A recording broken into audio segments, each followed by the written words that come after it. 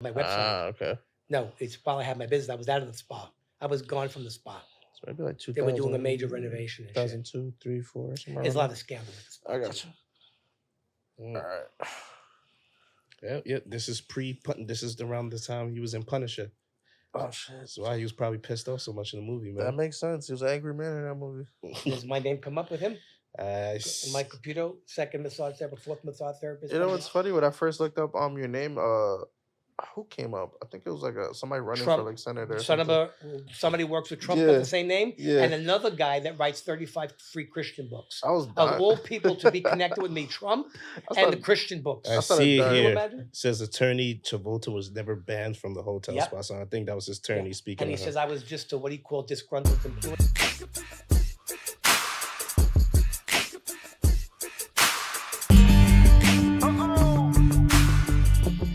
Okay, everybody, how's it going? It's Eric.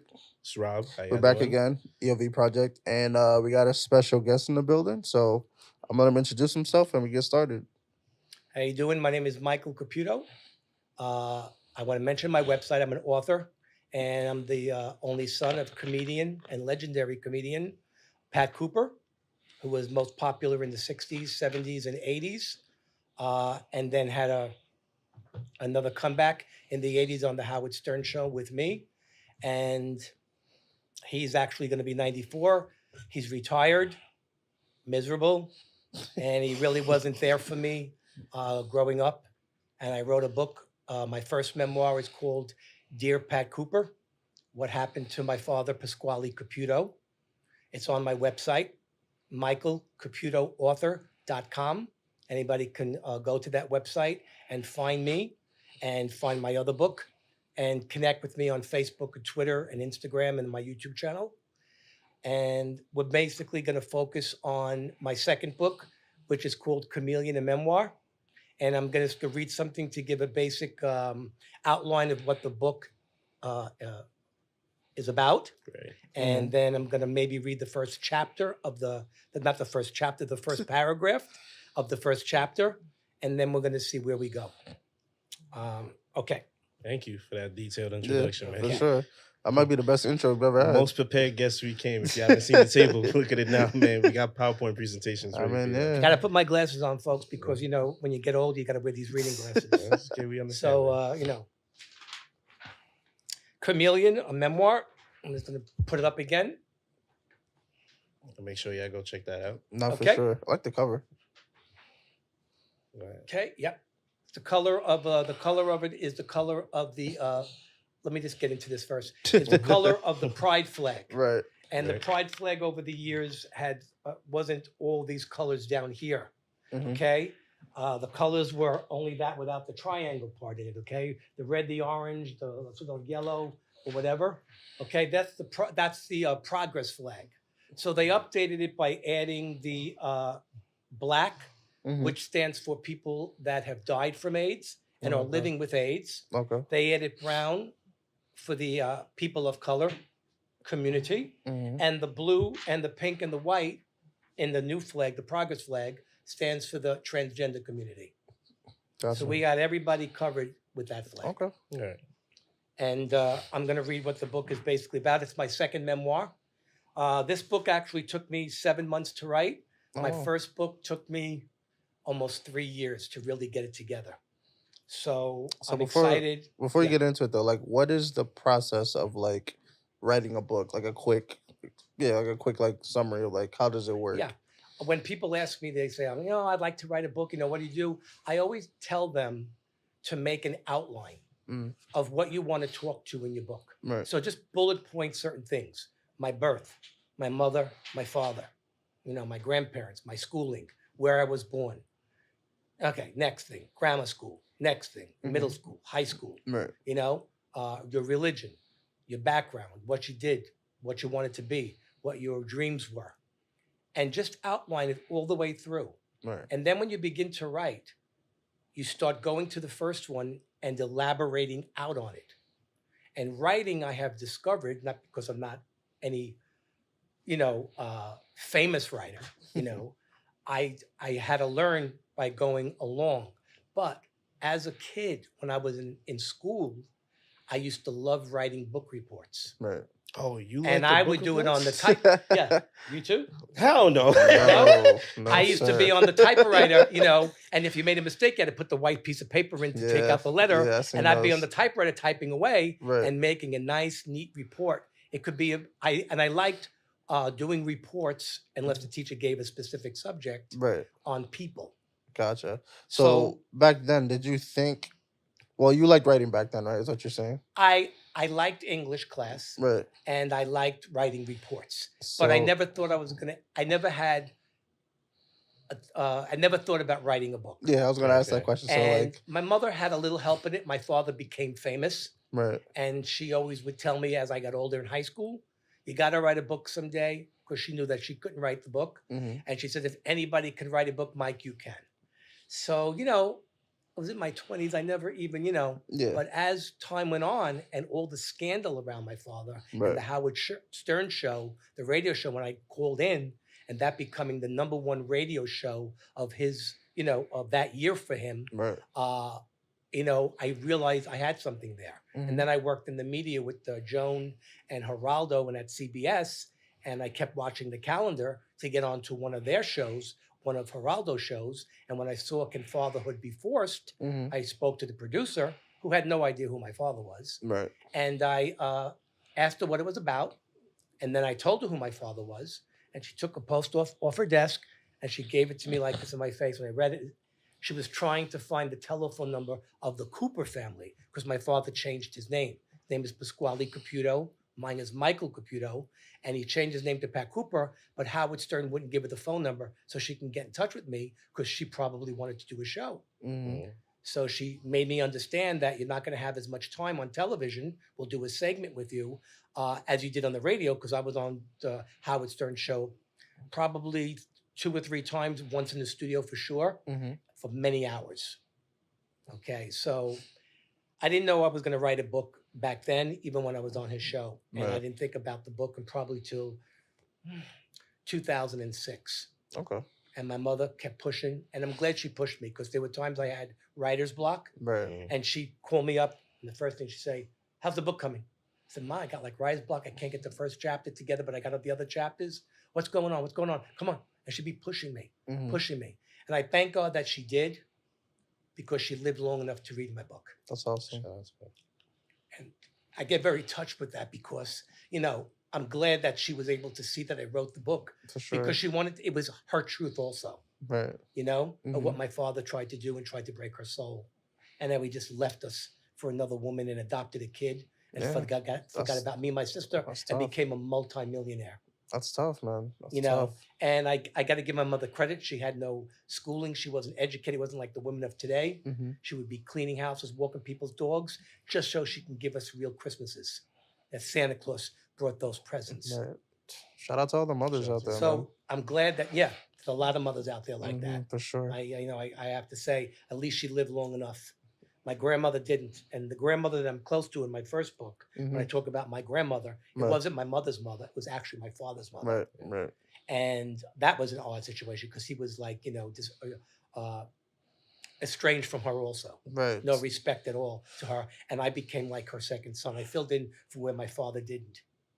Okay. So that's how the writing has happened. So just to shift gears a bit, Sorry you about mentioned don't worry Nah, about it's it. We love all you, bro. Just to shift gears a bit, you mentioned in the cover of your book that it's the LGBTQ colors and everything like that. Yeah. Whatever the phrase may be at this time. No offense to anybody, but so it's safe to say that you are a member. You would claim that you're a member of that community, correct?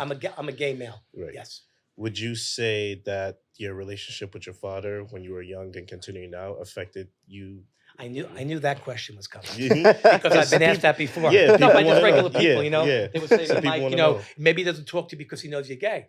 But I would say, really? He doesn't know I'm gay. I never told him. Right. And what was his excuse when I was 10 years old? What was his excuse when I was 15? Exactly. What was his excuse when I was 20? Right. I didn't come out. I didn't come out to my mother till I was in my 40s.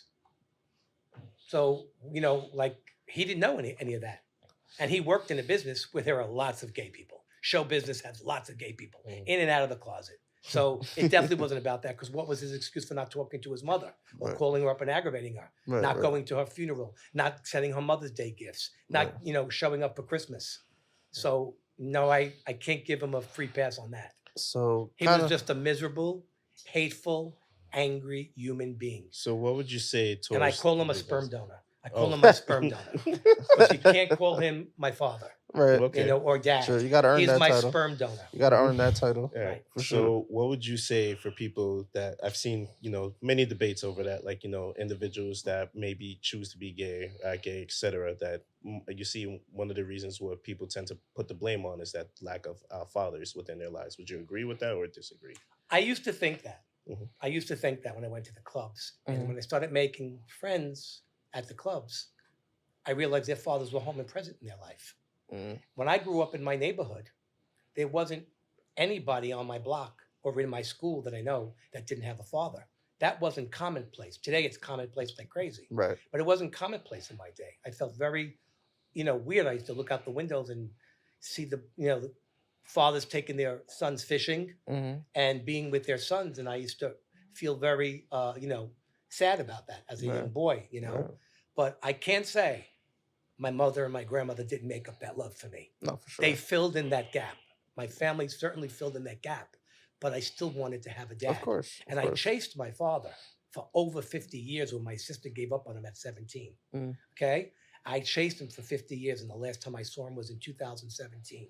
He wasn't in good shape, but still angry as all. I think a little dementia is happening, and Mm. he's 6'2". He's much more frail now. Right. He married a younger woman in the 50s, moved to Las Vegas, I think for her to take care of him, before he passes on. So he's never going to change. Yeah. And Son his ways. I realized that, it doesn't matter if you have a father or you don't have a father. And back then, there wasn't even the suggestion that we are born like this. It Mm. wasn't a choice, because if God would give me a choice and I was able to look at the earth the way they treat gay people in the 40s, 50s, 60s, even up to now. Mhm. Mike, do you want to go down to the earth and be born as a gay person? I'd look at God and say, are you kidding me? I mean, if God took you and Mhm. said, Eric, would you like to go down to America? It's 1800 in America. Would you like to be born in America? And, What did that mean? What would that mean about you? A lot of You're going to be a racist. slave, right? Yeah, let's You're speed gonna it be a up. slave. Speed it up a little bit for Yeah, me. yeah. Come up a little bit. Yeah, a further. little bit. God, little- please. Thank you. let's hit the 21st century You know, first. So Yeah, there's I this get up that. in, there's up in the air about being born, not being born. I don't really know for sure. Right, You I know? gotcha. But I know I was different when I was a really young boy. I Gotcha, just gotcha. couldn't digest it, and I couldn't comprehend why I was different. Right.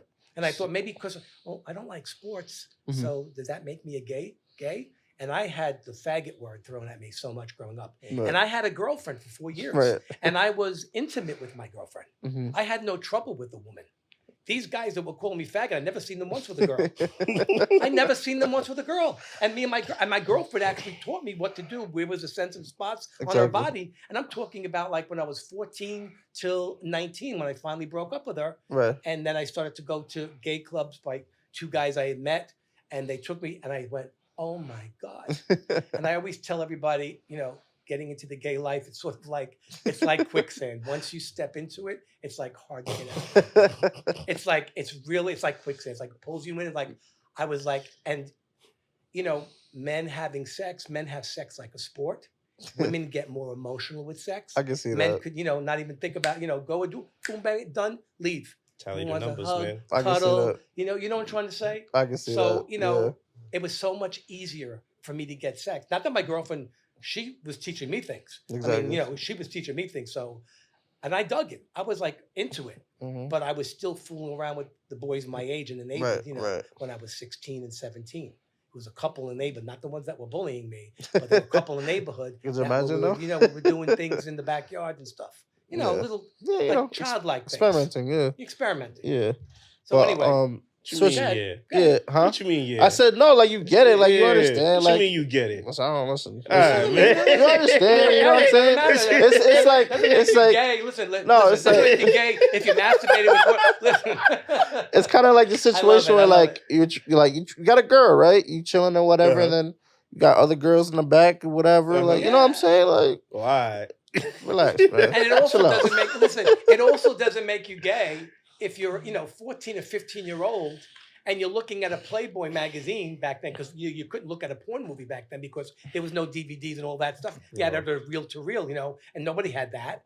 So, Right. if you're with one of your buddies and you're looking at a beautiful woman in Playboy magazine and you're both masturbating together, that doesn't make you a gay person. Sure. You're just a 14-year-old kid. Pretty much. Your hormones, you're coming into puberty. That doesn't make you a homosexual. Yeah, you don't know any better at that point. You But- don't know any better. You know what I'm Yeah, trying to you're say? I love having this podcast with two straight men. It's great. It's like really. We mad love you cool. too, I bro, just man. hope that the response, I just hope the response is going to be as cool. Yeah, man, we love It's you like, too, I'm like man. sitting here like saying, I look over my shoulder when I leave here.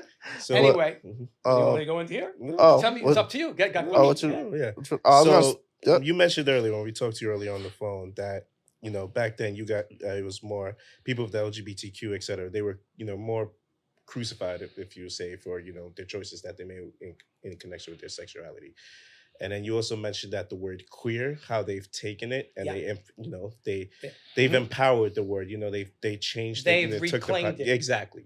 They've reclaimed it. And the only way I could accept that is I'm 65 years old. This is the new generation. We've passed the torch to them. Right. I can't tell the younger generation what to do. I can only tell them their history and what we've done for them so that they can walk down the street and they can go to clubs and they're free. It's not against the law, but I could tell them when it was against the law, what it was like and how many people died in our community so that they can get to a better day as the same in your community. Mm. How Right. many people have died in your community so you can vote, so For you sure. can get to a better day and you still fight. The fight Mhm. is never over. So Yeah. I want my community, the young people, to know that you must always fight and always look over your back and never blink an eye because these religious fanatics will want to take away your rights. Mhm. They are anti-gay, anti-black, and in America, this will never not be a racist country.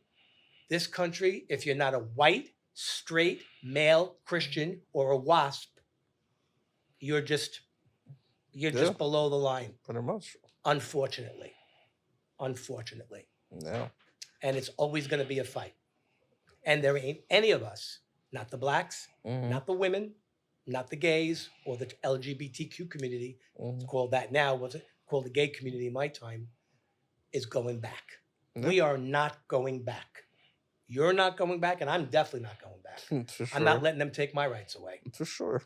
And I Way thank too God hard. for Obama for making that marriage legal. Yeah. And I'm glad he did it. And he was very smart. He did it in his second term Yeah. because maybe he might not have got Exactly. reelected by some of the Exactly. religious black folks that were For out sure. there. For sure. You played it You smart. know, he played it really smart. I have a Mhm. lot of respect for that man.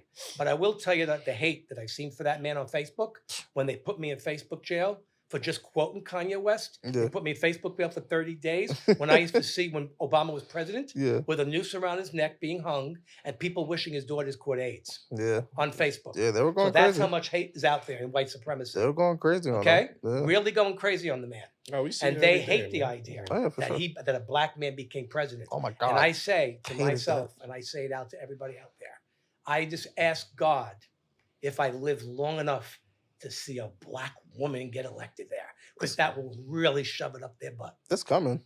It's coming. I hope it's coming. It's definitely And I don't coming. want it to come by Joe Biden passing away and Kamala. Listen, we'll take it how we get it. How do you say her first name? I don't say it. Kamala. Kamala? Kamala.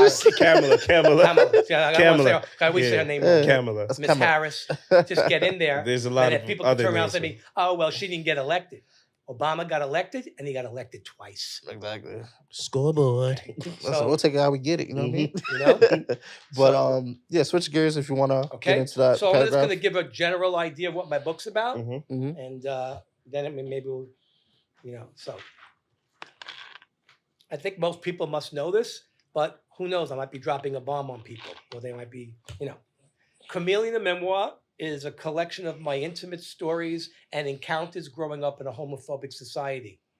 I wasn't your stereotypical Brooklyn boy who loved watching sports on television or enjoyed playing touch football in the streets. I was raised Catholic and attended 3 different parochial schools in the 60s and 70s. All that made it difficult to come into my own identity and purpose. It was almost impossible to even think gay. I went from being an innocent altar boy to an older gay man caught up in the middle of the John Travolta sex scandal that put me on the front page of the Daily News and written up in People magazine and the National Enquirer. Although I lived a straight life in my teens and had a girlfriend with whom I was in love, I was still bullied and bombarded with gay slurs. The constant struggle of trying to fit in left me feeling anxious and depressed for most of my adolescent years. Instinctively, I lived my life like a chameleon to survive and protect myself. I learned how to play the game once I entered my 20s, but I still had one foot in the closet unless I was out dancing in the gay clubs in Manhattan. I struggled to find my identity, but I was afraid that I wouldn't be accepted or loved by my mother, family, or peers anymore if I revealed who I really was. I held on to my secret for years and at times felt imprisoned. I learned about the down low lifestyle from all those so-called straight guys I hooked up with in Brooklyn. I thought that could be another option for me, and maybe I could have the best of both worlds too. But deep inside, I knew I couldn't pull that off. I never lost my desire to have sex with men on the DL, but refused to live a double life and use a woman as a beard. Once I let go of all that guilt that I grew up with and embraced my true self instead of hiding it, I started to live and enjoy my life. This is my journey from being an ashamed and insecure teenager to becoming a proud gay man with a voice that will not be silenced and feelings that will no longer be ignored. That's the whole sketch of my book. So the Now I'm just title. going to go into the. Go ahead. I'm sorry. Oh no, I was gonna say the title makes a lot of sense when you Yeah. kind of. Chameleon, Mhm. the reptile. Yeah. That's why I called it Chameleon a memoir, because Mhm. if I just named it Chameleon or Chameleons, Exactly. then anybody Googling that, they're going to get all the books that come up under reptile. Right. So by making it a memoir, somebody will know, well, that's a book about somebody's life. Mhm. It's my second memoir. Right. And the chameleon also refers to the guys that are living on the DL Mhm. because they have to protect themselves. So when they're with their straight friends, Right. they're making fun and saying, "Oh, look at that fucking homo! I hate those homos! I hate that transgender! Blah blah blah blah blah blah blah blah blah blah. Nothing goes near my butt except toilet paper. Blah blah blah blah blah." And then when their friends are not around with their straight friends, or they go on a business trip, Mhm. then they're hooking up with men or in bathhouses or in sex clubs, Exactly. not gay clubs. Mhm. Porno movie theaters in Times Square. Mhm. Times Square. It had about 50 porno movie theaters, peep shows, sex live shows, everything went on. I met so many people in there from the post office, people who come in there for an hour quickies when they were on their lunch hour in suits and jackets. They had transgenders in there, prostitutes, crack, everything. All so much sex on 42nd Street. It was the most unsafe place to be, but you could find any sexual fantasy you wanted to, and that's where everybody was hiding. Because you're not going to get a straight guy that's going to walk into a gay club, and you're not going to get a straight guy walking into a bathhouse. Because if they're caught, then they know, whoever sees them, Mhm. they know that they're gay.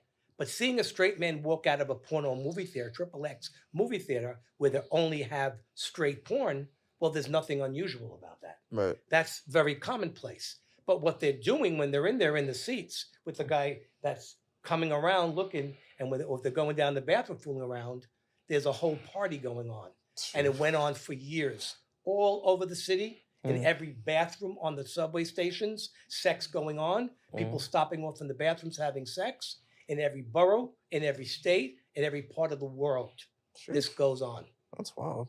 And that's why I named it Chameleon, because there are more people that are probably in the closet than ones that are out of the closet. Because some people just can't hide it.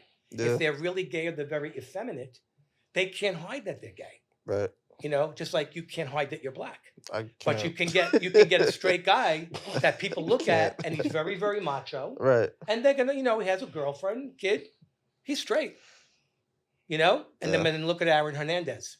Yeah. Okay? Look at Aaron Hernandez. Gay. Yeah. Definitely a gay guy. Even when he was in jail, talking to his mother on the phone. Mm-hmm. Even when he was in jail. Okay? And I don't know if you saw the Mind of Aaron Hernandez. It's a Netflix special. Mm-hmm. The boy that fooled around with him growing up all the time. And the boy's father was there. And they were talking about Aaron Hernandez, who was definitely gay. Even when he was in jail talking to his mother on the phone, he says, "I can't stand these freaks." She said, what are you talking about? He said, "They keep looking at me." He said, "What are you talking about?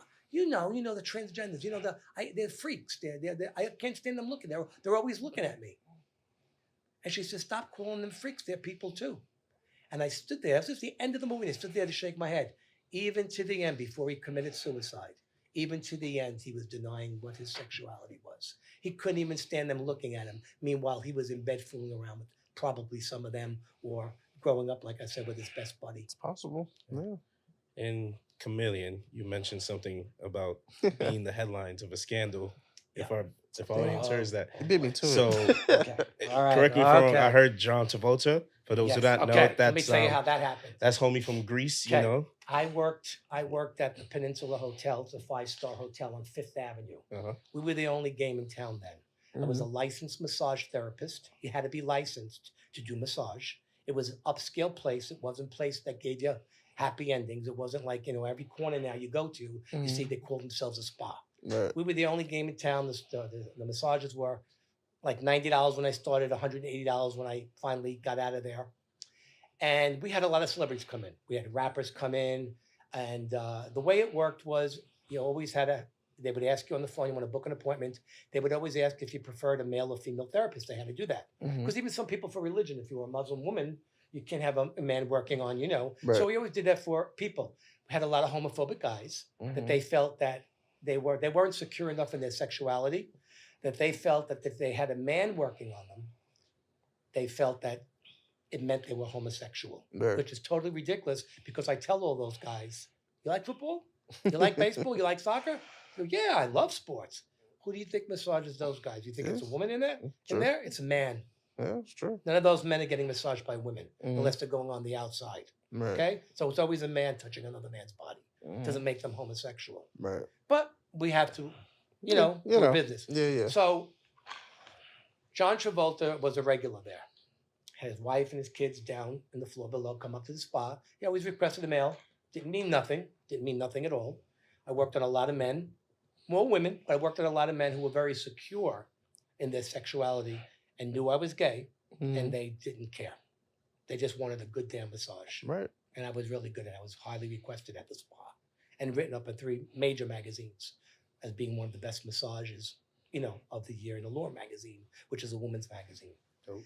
In any event, I don't want to come off like I'm bragging, but this was just my Humble brag. talk Humble shit. brag. thing, you know what I mean? Humble Talk your brag, shit, bro. Yeah. So he came in, and every time he came in, he was trying to pull off his shenanigans in the room with the massage therapist. Now, not all the massage therapists were gay. Right. We had straight male massage therapists, and we had gay female ones and straight female ones. And I know the guys always thought when they booked when the guys, like young guys were coming in, we had a relaxation lounge like this. And I would, we would go out and greet the client. They would have a water or tea. And I go out there and greet the client and say, Mr. Eric, Mr. Rob, I'm Michael, I'm Michael Caputo. I'm your massage therapist for the next hour. Take you into the room. You get your stuff off. You have to be draped in the room on the table. You can't be naked. Right. And you have to, I knock on the door. You give me the okay to come in. Fine. No problem.